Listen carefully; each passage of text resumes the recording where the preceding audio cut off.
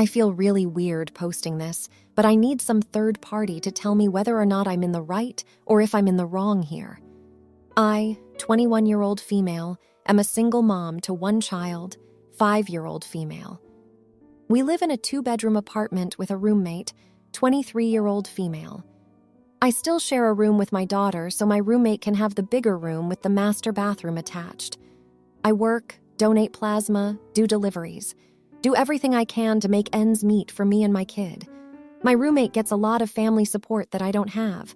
Anytime she needs money or her credit card bill paid off, she'll reach out to her family and they'll provide it for her. I don't have that. I make too much for government assistance working, so things have been beyond tight. I am counting every single penny to make ends meet. I can't donate plasma anymore because I've dropped below the 110-pound weight limit by only eating 1 meal a day so I can stretch our groceries further. My roommate orders out constantly. Sushi, Chipotle, you name it, and she's usually ordering out. She never offers to buy me or my daughter anything and has even laughed when she orders McDonald's from Uber Eats, and my daughter had a tantrum because she wanted a Happy Meal. She's also constantly late on her share of the bills, so I find myself working even more to keep a roof over mine and my daughter's head. I am supposed to receive child support from my daughter's father. He was 21 when I was 16 and got pregnant, but it's so very rare that I actually receive it. I just don't count on it. Today, I was planning on going to one of our local church's food banks because my roommate hadn't contributed any groceries and our shelves were looking pretty bare. I got myself and my daughter ready, and since it's starting to get cold, I grabbed one of my warmer jackets, stuck my hand in the pockets, and found a $20 bill. I guess I stuck there for whatever reason. I actually couldn't believe I found money.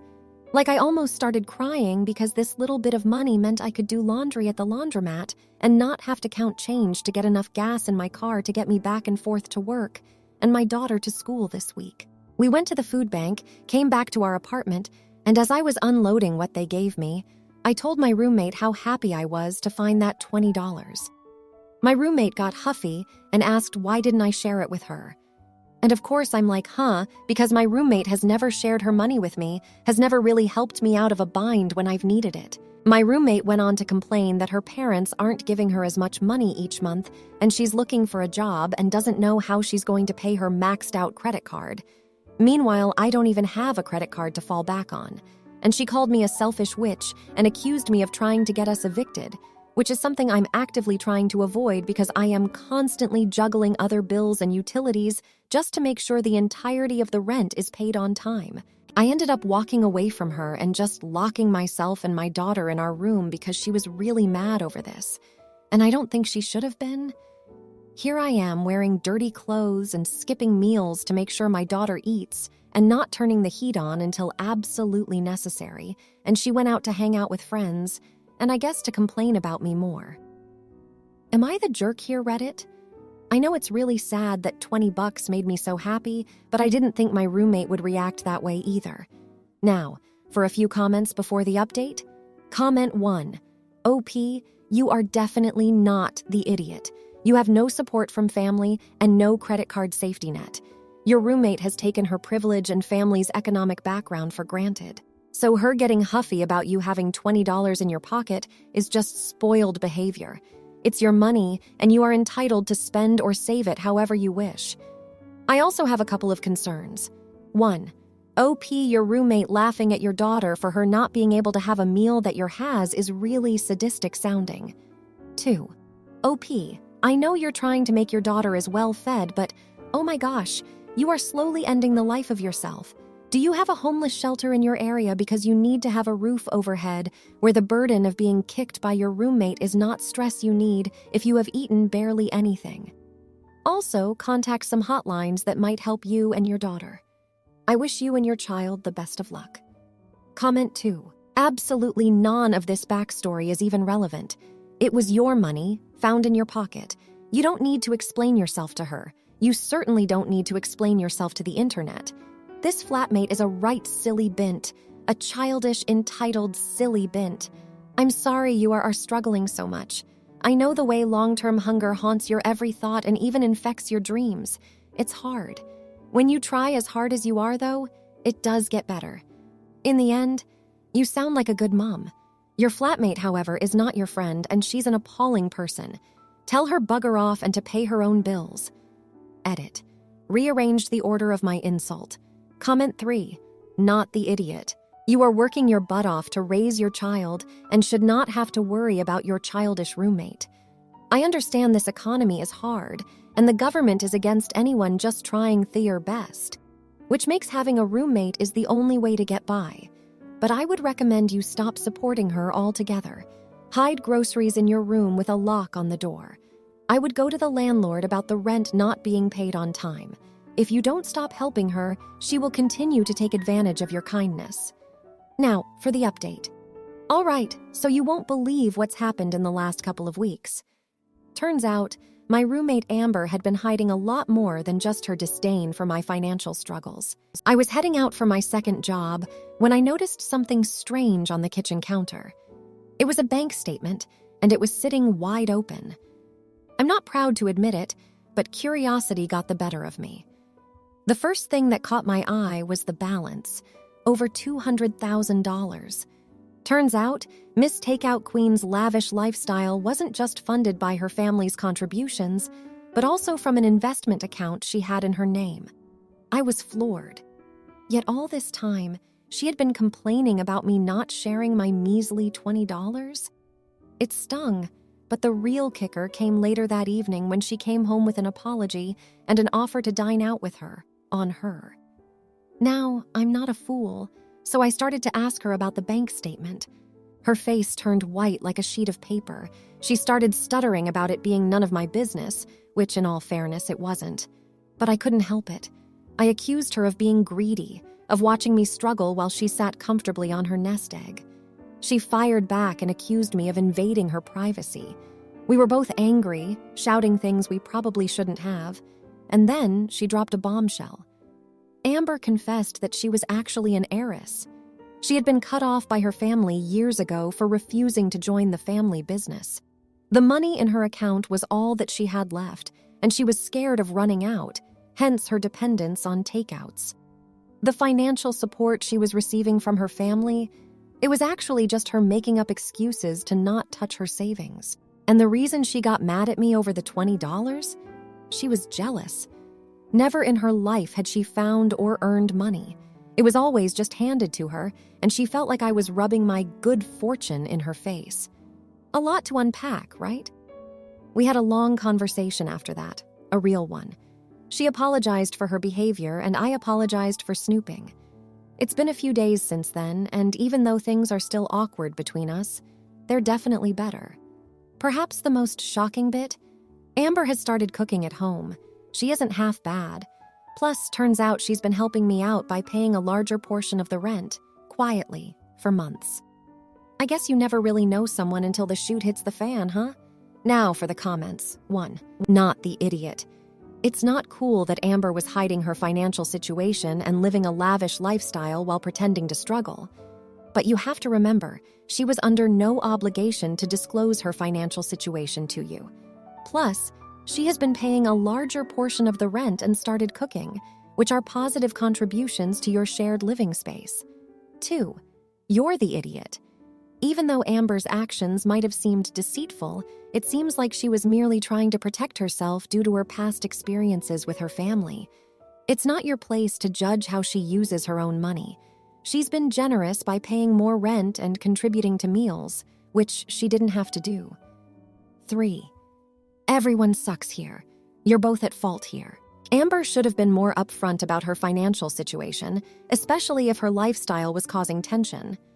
On the other hand, you also shouldn't have confronted her so aggressively. It's her money, and she can spend it however she wants. However, I'm glad you both apologized, and hopefully this experience will help you both grow. Now, for the next story. I am pretty sure my mother, who is 33 years old, is putting bills under my name. I just found a piece of mail from Spectrum with my name on it stating that I have not made my payment. First of all, I've never signed up for a Spectrum service. I'm only 16 years old, I don't know how to do that. It feels wrong to me that she did it under my name. To put it out there, my mother is a drunk alcoholic and narcissistic person. Is this considered fraud? What should I do? I am very confused. Update. I found out that I owe nearly $300. I am kind of glad that I caught it before it could get far, but I still don't know how to cancel any future payments or the account in general.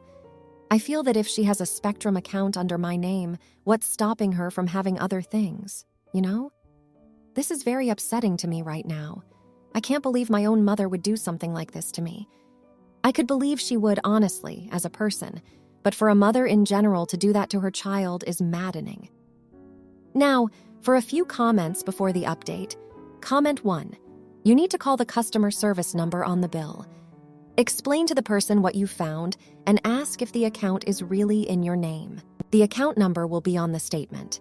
If it is, and especially if the account is past due, you can cancel it. But first, ask about having the account put back into your mother's name. They might not if it's past due. If she is doing this, it's likely more than one account. She has ruined her credit and is now ruining yours. This is identity theft and is a felony, even if you are stealing your child's identity. Do you have a dad or grandparent you can trust? You may need to get a lawyer involved to have her debt put back on her. It's horrible and scary, but bad credit will ruin your life, and you need this stopped. It is financial abuse, and you might be able to be emancipated from her. Please keep us posted and be careful because she is likely to gaslight you, guilt you, and make things worse in many ways. Always keep copies of paperwork and conversations. Keep checking the mail for anything else in your name.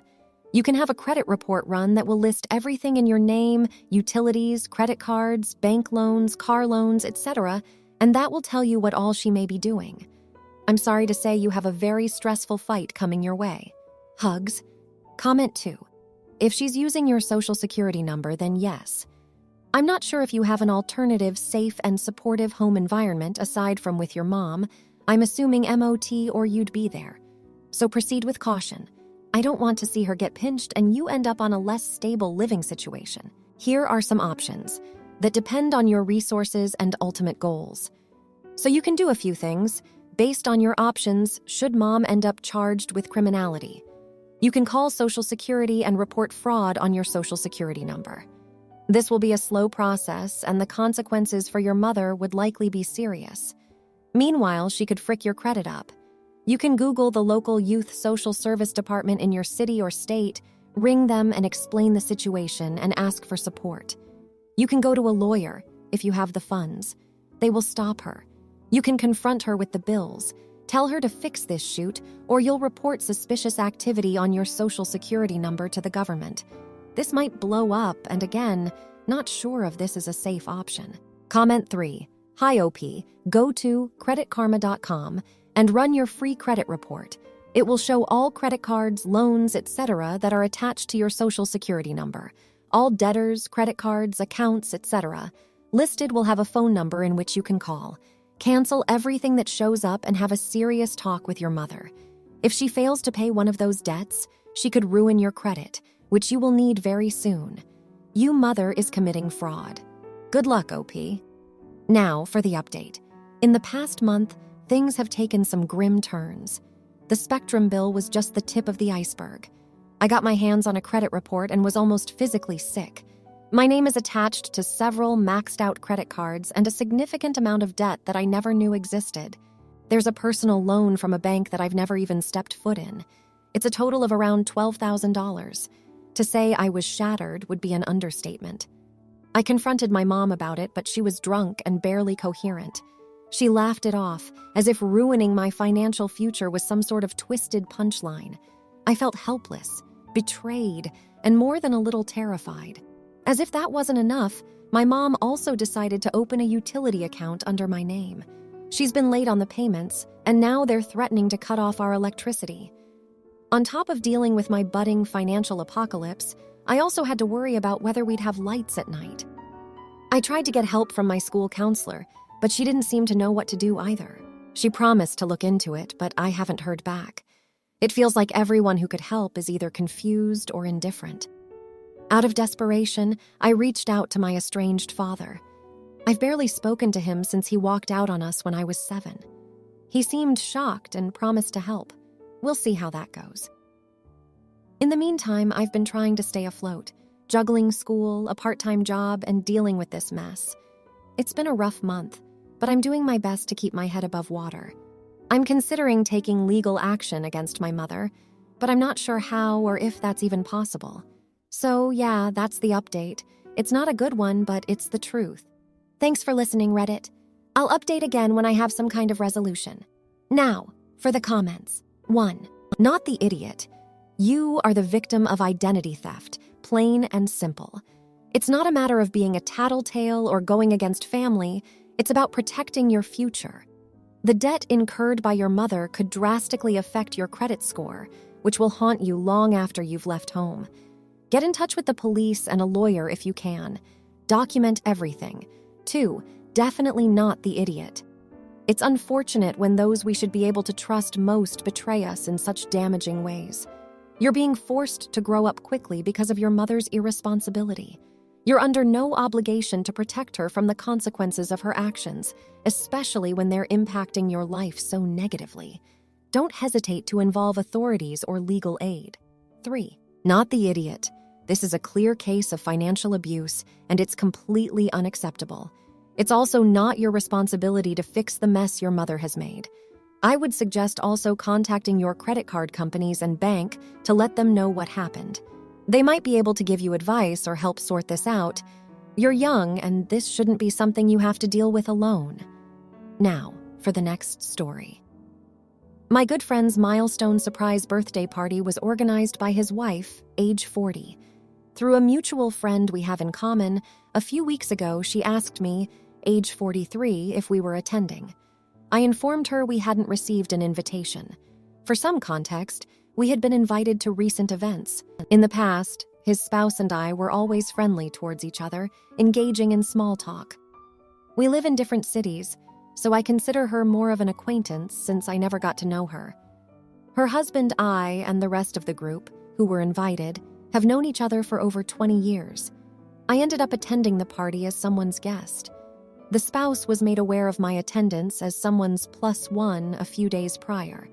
Am I the idiot for not engaging with her during the evening and informing my friend a few days later that his wife didn't actually invite us? Now, for a few comments before the update. Comment 1. Thank you for your reply. I am friends with him for the past 20+ YRs, before my husband knew me. Just before leaving his B-Day party, he asked me if all 3 of us could meet for a weekday lunch the next time we are in town. We are in town often. It's very confusing as to why we weren't invited, since we normally are when my friend and his wife are both involved with planing. On this particular occasion, she was planning alone. My +1 was an other male friend of the same friend group. We both live in same city and did the 2-hour drive together. Comment 2. So you're married, but came as a +1 with someone else who was invited? Why, if you and your husband have been friends for over 20 years with birthday boy, not invited? Seems there may be missing content. Why didn't your husband also just go on this milestone celebration? Was he specifically excluded and by extension you? Who was the person you pleased one with, male or female? Comment 3. Is it possible that she forgot to invite you? I wonder if you've spoken with your friend's wife about it, in case it was a simple misunderstanding. I think party planning can be difficult alone, and since you are not as close with her as you are with her husband, maybe you got overlooked, especially since there seems to be no conflict prior to this. Now, for the update. So, I finally decided to confront my good friend's wife after all. Wasn't sure how she'd react, but I couldn't just sit around stewing about this anymore. We were at another gathering, a small barbecue at their place. I approached her when she was alone, prepping some burgers in the kitchen. I simply asked her why she hadn't originally invited me to the surprise birthday party she threw for her husband. You could have cut the tension with a knife. She looked at me, a mix of surprise and guilt flitting across her face. She confessed that she didn't invite me because she thought I'd spill the beans to her husband about the surprise. Apparently, she thought I was a blabbermouth. I was taken aback. I mean, sure, I'm chatty, but I've never betrayed a confidence before. Anyway, I didn't know what to say. I mean, I was hurt, really hurt. To make matters worse, my good friend was in earshot while all this was happening. He overheard everything. The look on his face was just... I can't even describe it. He was shocked, hurt, and confused all at the same time. The whole evening turned into a big mess. My friend confronted his wife about her low opinion of me. It resulted in a huge argument right there in the middle of the barbecue. The other guests were awkwardly trying to enjoy their burgers amidst the domestic drama. Since then, things have been completely off between us three. My friend's wife has been giving me the cold shoulder, while my friend has been acting a bit distant himself. It's likely he's stuck in a tough spot, trying to balance his wife and best friend. I can't help but feel partially responsible for the fallout, though I know deep down that the issue stemmed from the wife's unfounded assumptions. I guess some things are better left unsaid. This whole ordeal just opened up a can of worms I never intended to. I feel like I've lost something precious, and it's not just an invitation to a party, it's a sense of trust and camaraderie that seems irretrievably tarnished, all over a petty misunderstanding. Now, for the comments. 1. Not the idiot. You have every right to question why you were excluded, especially if you considered them close friends. However, it's unfortunate that it led to an argument. The wife should have communicated her concerns about you spoiling the surprise, instead of making decisions based on assumptions. It's good to remember that effective communication is key in any relationship. 2. You're the idiot. While it's understandable that you felt hurt for not being invited, confronting the wife at a social event wasn't the best move. It put her on the spot and escalated the situation unnecessarily. You should have waited for a more appropriate time or setting to discuss the issue. Also, even though her assumption may have been unfounded, it was her party to plan, and she had the right to invite whoever she wanted. 3. Everyone sucks here. This entire situation could have been avoided through better communication. The wife for not explaining her decision to you for confronting her at a party, and your friend for not mediating the situation more effectively. It's important to remember that misunderstandings can often lead to unnecessary conflict. If you liked this video, you'll probably like these too. Also, while you're here, please consider subscribing. It's your support that keeps this channel alive and allows me to make better and longer videos. Have a great day.